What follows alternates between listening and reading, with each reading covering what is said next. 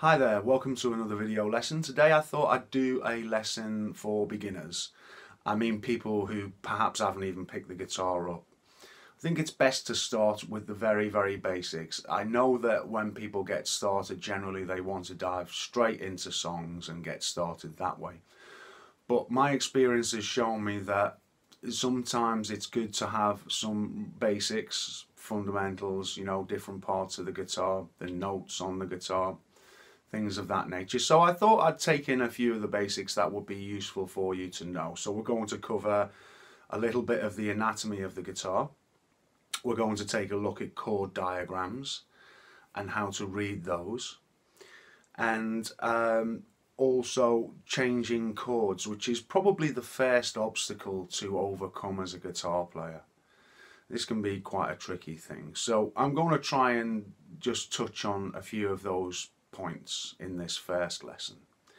Okay, so if we take a look at the guitar a little bit closer up there, you'll notice this white bit here going across there. Well, that's called the nut, and that's important because when we look at chord diagrams, it's important to know where that is on the diagram as well as on your guitar. Okay, so these are the frets if you don't know. So this would be like the first fret, the second fret, third fret, and so on down the neck. That is also important to know when it comes to reading chord diagrams. Okay, and the only other thing really worth mentioning is the bridge, which is down here. This is the bridge, this part, because sometimes we put our hand on there to dampen, to get a kind of dampened sound. So we know we're talking the same language and things. They're just a few little bits of the guitar which are worth knowing about. Okay, so next we have the strings. And starting with the thin one, we have an E, then we have a B, then we have a G, then we have a D, then we have an A, and then we have an E. Now, when I'm teaching youngsters and things like that, I tend to ask them to think of a rhyme or something which, you know, will remind them of the names of the strings.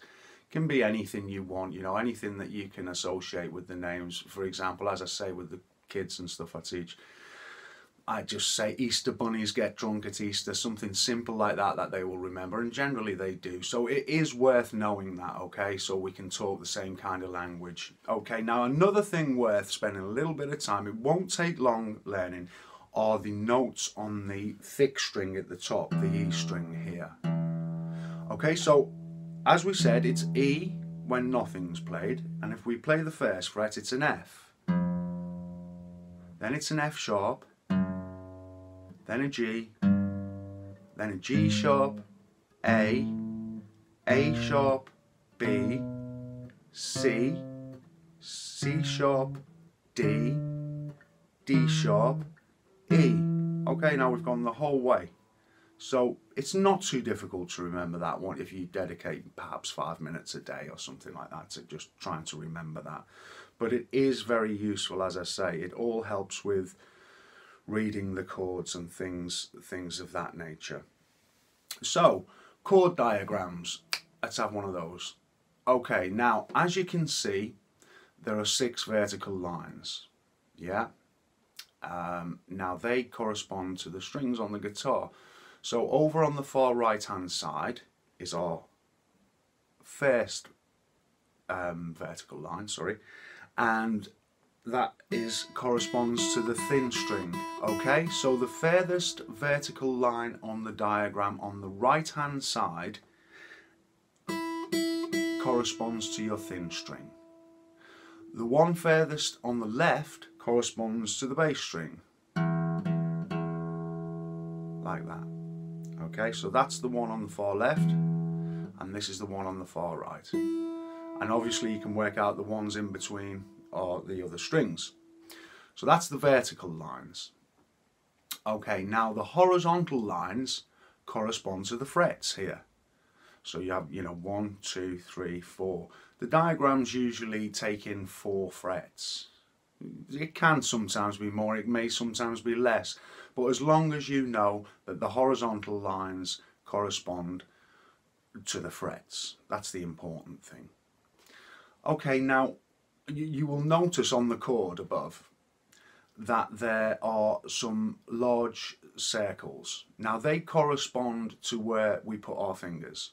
So in this instance, with the C chord, you'll find there's a circle on the second string of the first fret.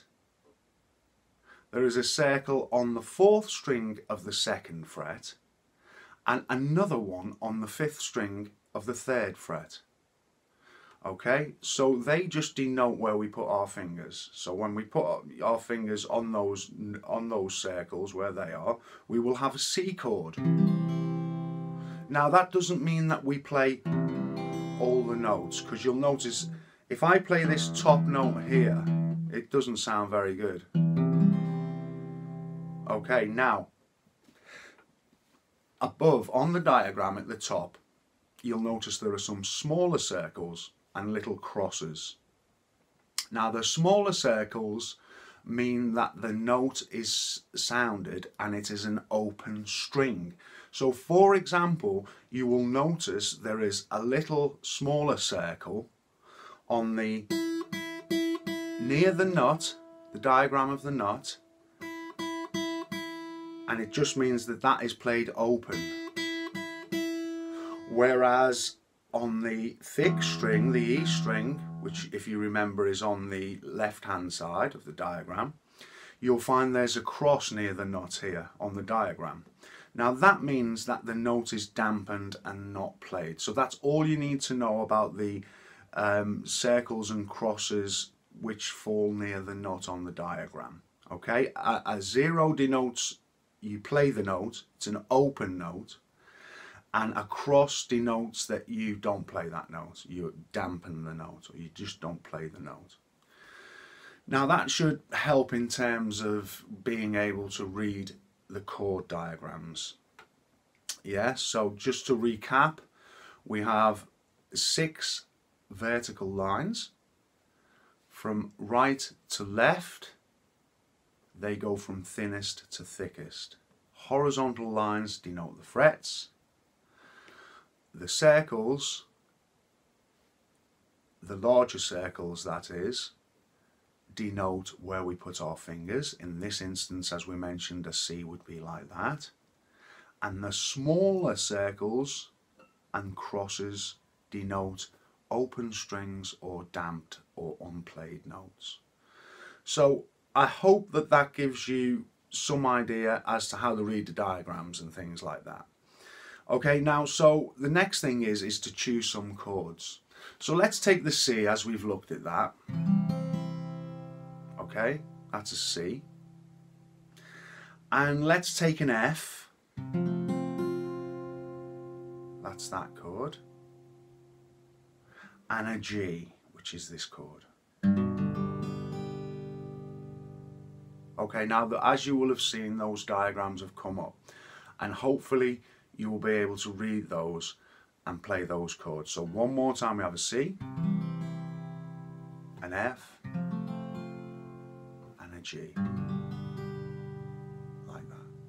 Now you'll notice I'm playing with my fingers. I do a lot of playing with my fingers, but if you want to start using a plectrum, you just tend to hold it between your, like that basically. And you will notice that some plectrums are very, very smooth, and they can have a tendency to kind of to slip out of your hands like that.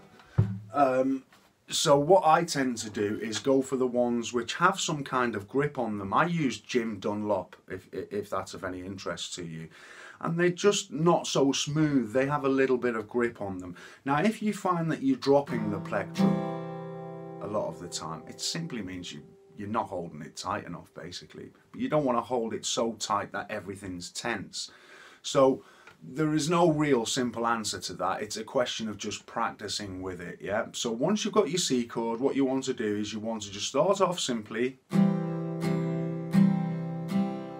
So you get a nice clear sound with no bum notes. You don't want this kind of, you know, if you're getting that type of thing, take all your fingers off, put the first finger on.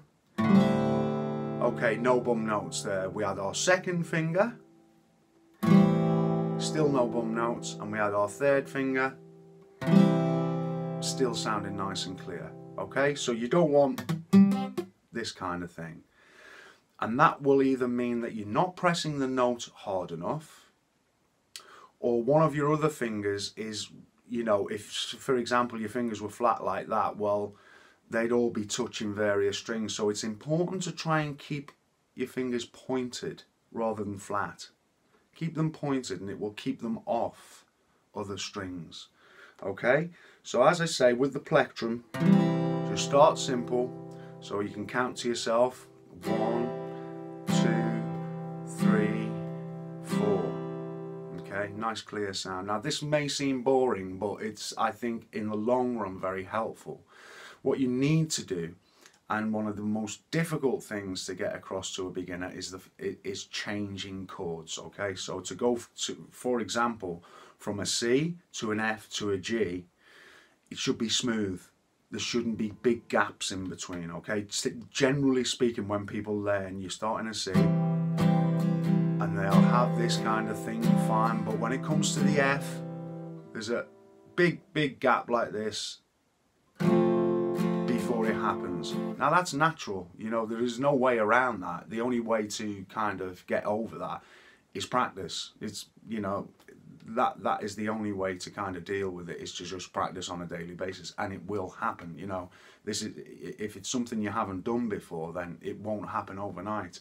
So the more time you can put in, the more you'll get out. Okay, so you're looking to count 4 on each chord and get 1, 2, 3, 4, 1, 2, 3, 4, 1, 2, 3, 4, 1, 2, 3, 4. Okay, now once you've got that, you can then move on to more complicated things. Okay, it could be with your right hand with the strumming, so you might fancy something a little bit more exciting than that, like a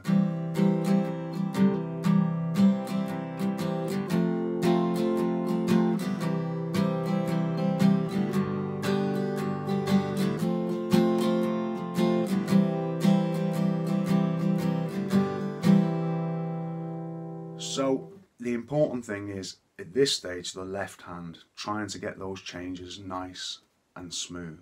That is what my advice would be to you. Okay, the right hand, give that some practice. You don't actually have to use your left hand, because initially when you start, your fingers get a little bit sore. So when you're practicing your right hand, you can just, you know, just practice that. It doesn't really matter what it sounds like. Just get this wrist nice and loose. That kind of idea.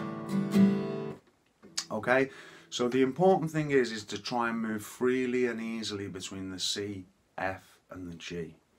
Now once you've done that, I'm going to follow this lesson up with some songs in C, F and G. So you'll be halfway there. If you can follow this up, get the C, F and G nice and smooth, then the next lesson I'll show you how to use those to play a few basic songs.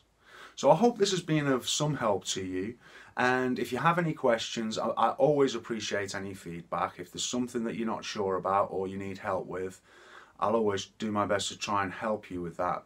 So thanks very much for watching. If you found it useful in any way, perhaps you could click on subscribe or the like button, and I look forward to seeing you next time. Thanks for watching.